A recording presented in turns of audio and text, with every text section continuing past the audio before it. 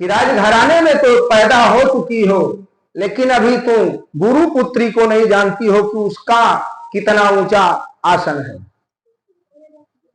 मतलब उसको अपने कुल गुरु का विशेष घमंड था।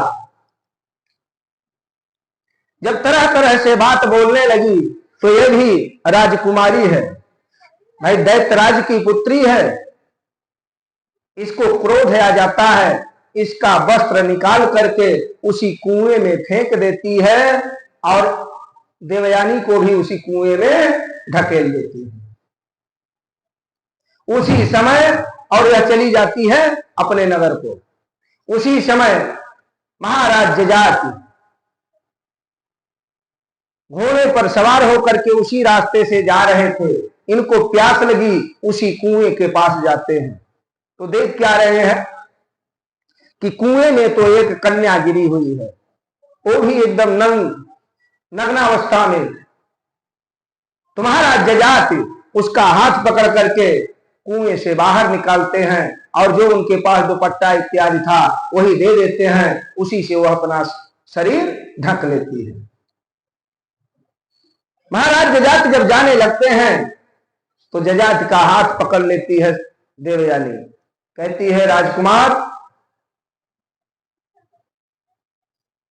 तुम मुझे नग्नावस्था में देख लिए हो और दूसरे मेरा हाथ पकड़ लिए हो, तो जब हाथ पकड़ लिए हो तो अब आज से हमारा तुम्हारा यही संबंध पक्का हो जाता है।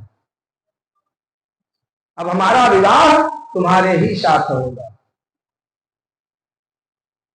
स्वीकार कर लेते हैं। देवयानी जाती है अपने घर और महाराज जजाति चले आते हैं अपने घर। जब देवयानी गई और सारी बात शुक्राचार्य जी से बता दी, शुक्राचार्य जी उसी समय वृषपर्वा का वह राजमहल छोड़ करके बाहर जाने लगे। तो जब वृषपर्वा सुना कि हमारे दैत्य गुरु शुक्राचार्य जी हमसे नाराज होकर के बाहर जा रहे हैं तो दौड़ करके जाता है, कहता है गुरुदेव कौन सी ऐसी गलती हो गई हमसे।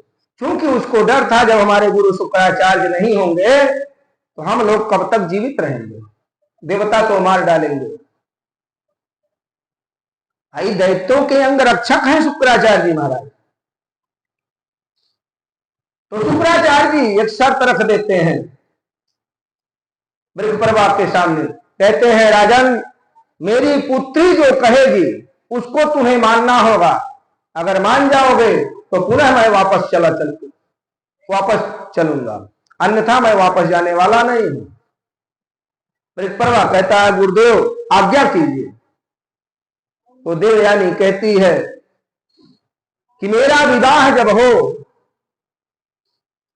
तो आपकी पुत्री दासी बन करके मेरे साथ चले। दासी बनकर बदला लेने की भावना देखिए, दासी बनकर वह चले, यही स्वीकार करना होगा आपको। मान जाता है वृषपर्वा। उसके बाद समय आता है महाराज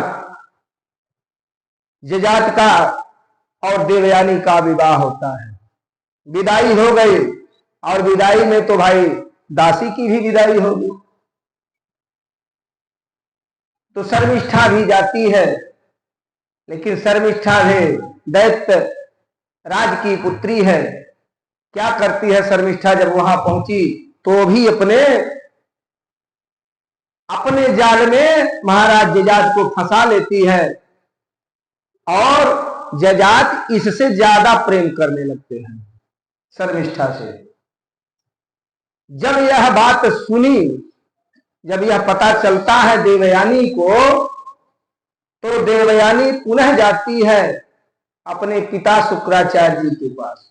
शुक्राचार्य जी से कहती है पिताजी जो हमारे पति देव है महाराज जजात वह हमको नहीं मान रहे हैं, वह तो अब शर्मिष्ठा से प्रेम करते हैं, उसी से अब बच्चे पैदा कर रहे हैं। शुक्राचार्य जी महाराज श्राप दे देते हैं जजाति को, जाओ तुमको वृद्धावस्था हो जाए। अब वो वृद्ध हो गए। महाराज जजात वृद्ध हो जाते हैं।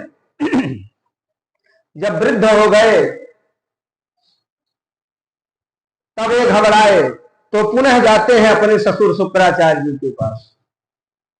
कहते हैं पिताजी हमको आप पुनः युवावस्था प्रदान कर दीजिए। बड़ा अनुनय विनय जब किए तो शुक्राचार्य जी एक उपाय बता दिए। शुक्राचार्य जी कहते हैं जाओ अपने पुत्रों से कह दो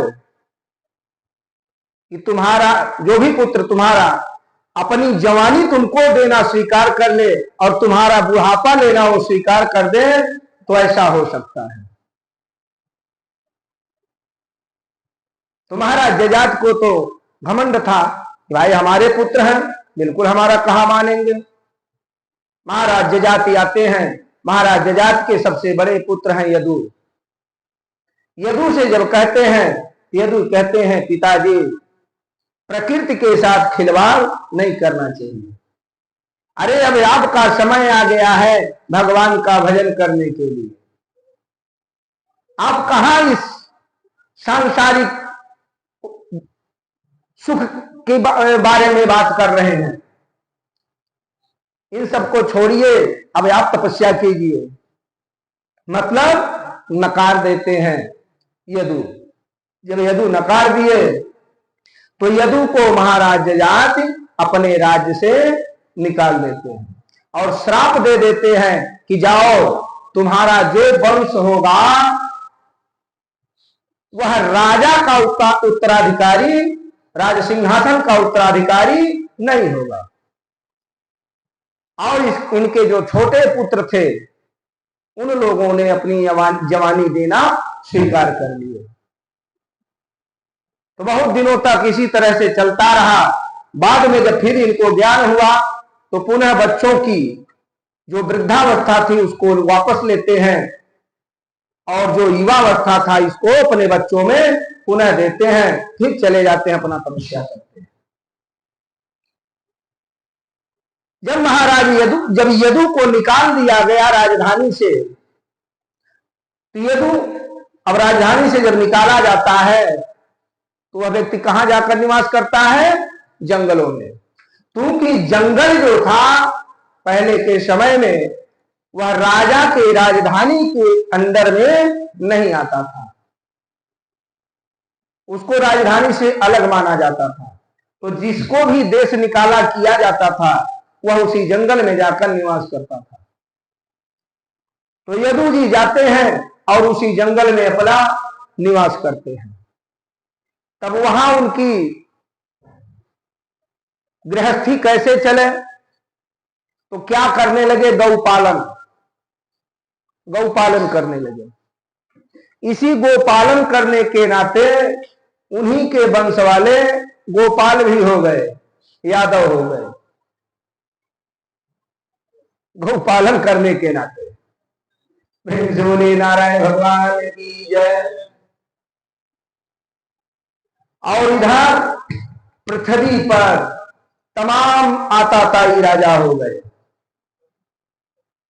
तमाम आताताई राजा हो जाते हैं। जैसे महाराज जरासंध, इधर मथुरा में कंस, दंतवक्र, पौंड्रक, विदुरथ, शिशुपाल, तमाम तरह तरह के आताताई राजा हो गए। ये सब धर्म को मानने वाले नहीं है, धर्म को मानने वाले नहीं है।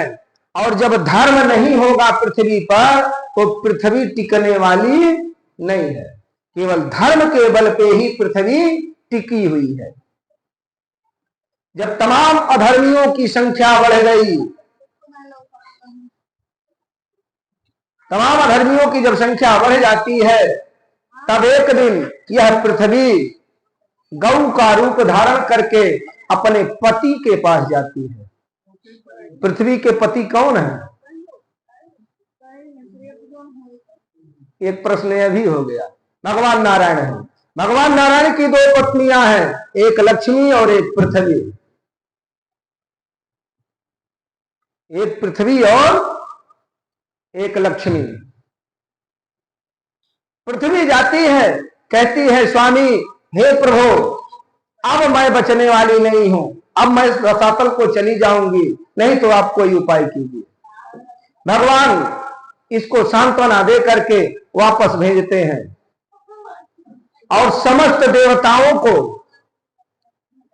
जितने भी देवता हैं सबको बुलाते हैं, कहते हैं जाओ ब्रजमंडल की धरती पर सब लोग यदुवंशियों के रूप में एक नगर का निर्माण करो। उन्हीं यदुवंशियों में वसुदेव जी भी महाराज हैं।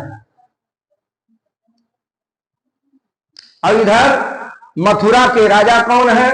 उग्रसेन। उग्रसेन दो भाई हैं, उग्रसेन और सूरसेन। सूरसेन की पुत्री देवकी है, विवाह करने के योग्य हो चुकी है। तो पहले के समय में विवाह कौन ढूंढता था? यही ब्राह्मण जो कुलगुरु होते थे, कुल पुरोहित होते थे, यही कन्या के योग्य विवाह ढूंढते थे और जहां कह देते थे वहीं राजा विवाह कर देते थे। तो चारों दिशाओं में विवाह ढूंढा गया, लेकिन कहीं भी विवाह देवकी का नहीं बैठता था। बैठता कहां था? वसुदेव जी के साथ। हालांकि वसुदेव जी का इसके पहले विवाह हो चुका है उन्हीं सूरसेन की पुत्री से। जब कहीं नहीं बैठा और उन्हीं वसुदेव जी से ही बैठा, तो विवाह वहीं फिर से तय कर दिया जाता है।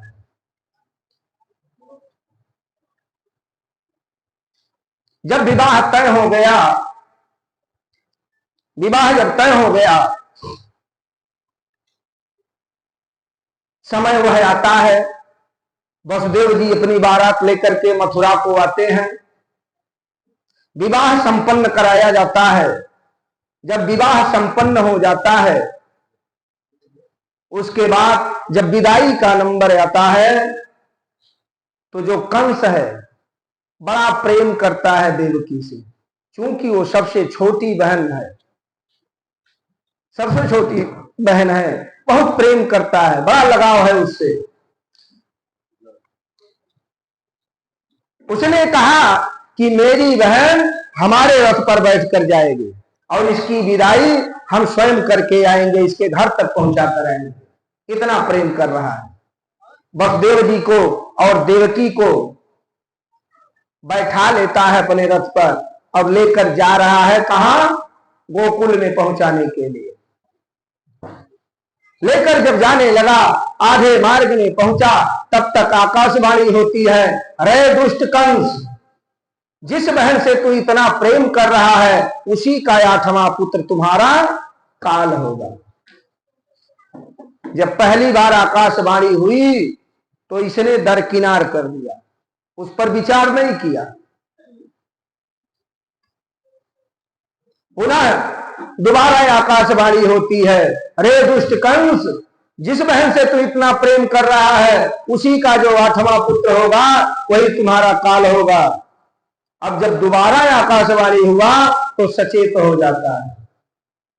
इसका मतलब मेरे बहन का ही जो पुत्र होगा वही मेरे मौत का कारण बनेगा, तो ऐसा मैं होने नहीं दूंगा। जिस बहन को इतने प्रेम से लेकर के जा रहा था उसी बहन का केस पकड़ लेता है और निकाला तलवार कि अब यही इसका मैं वध कर देता हूं, न रहेगा बांस न बजेगी बांसुरी।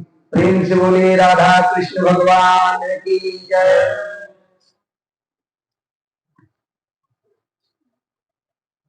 तो देखिए, पति का धर्म है अपने पत्नी की सुरक्षा करना, पत्नी का सुरक्षा करना। लेकिन वसुदेव जी बेचारे क्या करें भाई? वसुदेव जी तो लड़ भिड़ के नहीं सुरक्षा कर सकते हैं। क्यों? क्योंकि बड़ा ही पहलवान है, बड़ा बलशाली है कंस। उसके अंदर भी 10,000 हाथियों का बल है। कंस के अंदर 10,000 हाथियों का बल है। तो वसुदेव जी सोच रहे हैं कि भाई इससे हम लड़ भिड़ करके नहीं बचा पाएंगे, अनुनय विनय से ही चाहे मैं बचा लूं। हाथ जोड़ करके सामने आ जाते हैं, कहते हैं अरे भैया ये कैसा अपराध करने जा रहे हो, ये अबला है, अबला पर अत्याचार नहीं करना चाहिए। तुम्हारी छोटी बहन है, अभी यह अपने ससुराल में भी नहीं पहुंची है, ये क्या करने जा रहे हो। अरे भाई 8वें पुत्र से न तुमको डर है, हम वचन देते हैं कि 8 ही नहीं सारे पुत्रों को मैं दे दूंगा तुमको, 8 ही नहीं सारे पुत्रों को दे दूंगा।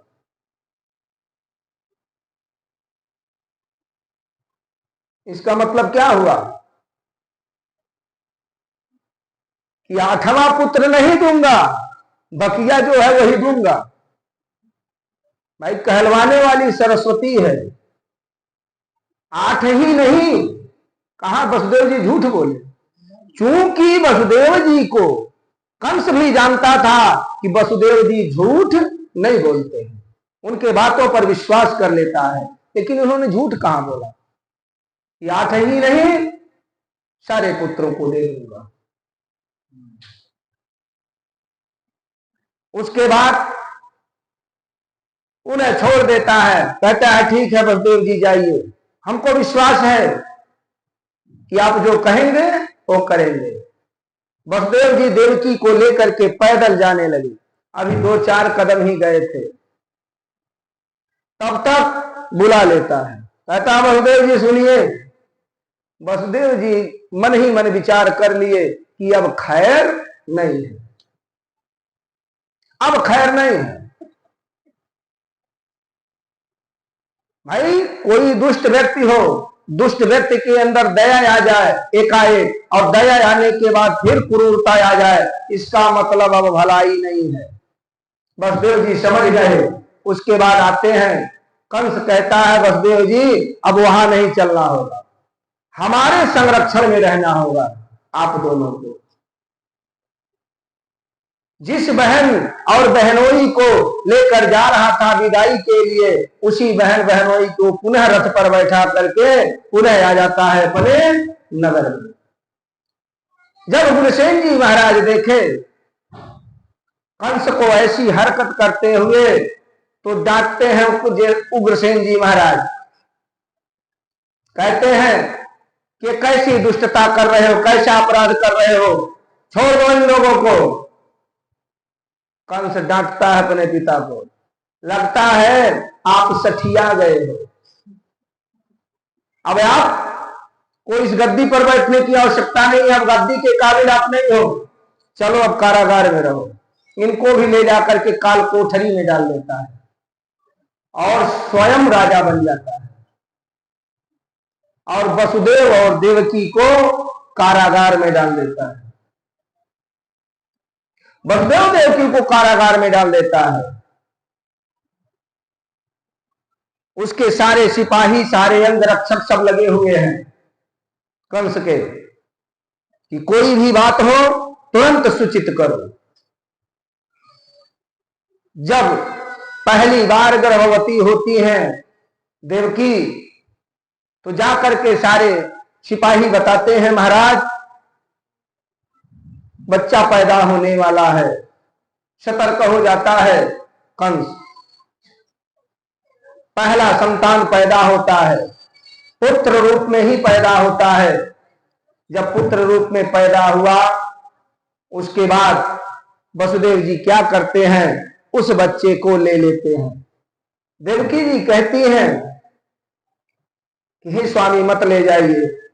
वसुदेव जी कहते हैं देवी अगर नहीं ले जाऊंगा तो हमारे ऊपर से लोगों का विश्वास उठ जाएगा, हमने जवान दे रखा है कंस को, इसलिए देना होगा। कंस के सामने ले जाते हैं, कहते हैं राजन देखो ये पहला पुत्र पैदा हुआ है।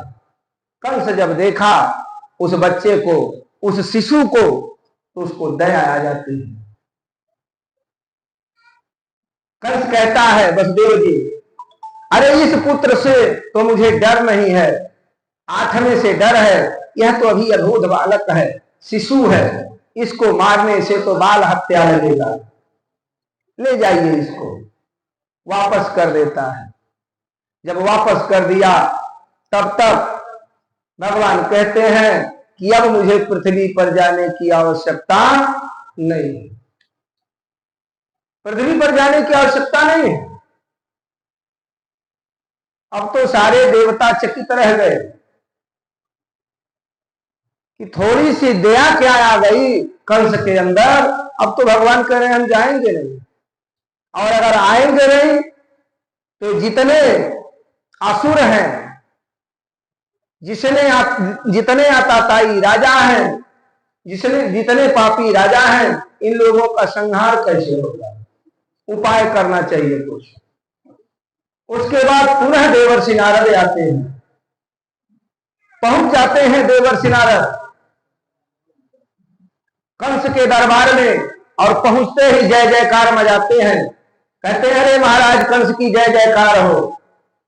कंस देखा, नारद जी को प्रणाम किया। नारद जी कहते हैं अच्छा बताओ राजन क्या हालचाल है। कंस कहता है मुनिवर बहुत अच्छा है। नारद जी कहते हैं कि महाराज अभी अभी हम देखे हैं बलदेव जी एक बच्चा लेकर के जा रहे थे। कैसा बच्चा था वो, हमारे समझ में नहीं आ रहा है। कंस कहता है कि हे मुनिवर, जो आकाशवाणी हुई थी, किसी देवकी का जो 8वां गर्भ होगा वही मेरा काल होगा, जो 8वां पुत्र होगा। तो यह पहला पुत्र जन्म लिया है, तो लेकर आए थे देने के लिए, तो हम वापस कर दिए। भाई हमारा काल तो 8वां है, ये तो अभी पहला था। नारद जी महाराज क्या कहते हैं, कहते हैं अरे राजा तुम तो बड़े मूर्ख राजा हो, अरे उस छलिया को अभी तुम नहीं जानते हो, और कैसे यह तुम मान लिए कि ये पहला है कि 8वां है। ये तुम कैसे कह सकते हो कि पहला है कि 8वां है। कंस कहता है मुनिवर हमारे समझ में कुछ नहीं आता है, कुछ आया नहीं, क्या बात है। तो नारद जी क्या करते हैं, वहीं जमीन पर एक गोला बना देते हैं, और गोला बना करके उसी में 8 चिन्ह खींच देते हैं, और उसके बाद कहते हैं राजन अब गणना करो यहीं से। अब यहां आ गए, कितना हुआ 8। उसके बाद नारद जी कहते हैं अब इस चिन्ह से गणना करो। अब की बार 8 हो गया, फिर गणना करो। इसी जाल में कंस को बझा देते हैं, फंसा देते हैं इसी जाल में। अब इसके समझ में आ जाता है कि ये तो सबके सब पहले भी हो सकते हैं, सबके सब 8 भी हो सकते हैं, न जाने इसमें कौन 8वां। उसके बाद कंस दौड़ कर जाता है कारागार में। कारागार में पहुंचा, देवकी के हाथ से उस बच्चे को खींच लेता है, और पकड़ा पैर और उठाकर पटक दिया पत्थर पर। वह लड़का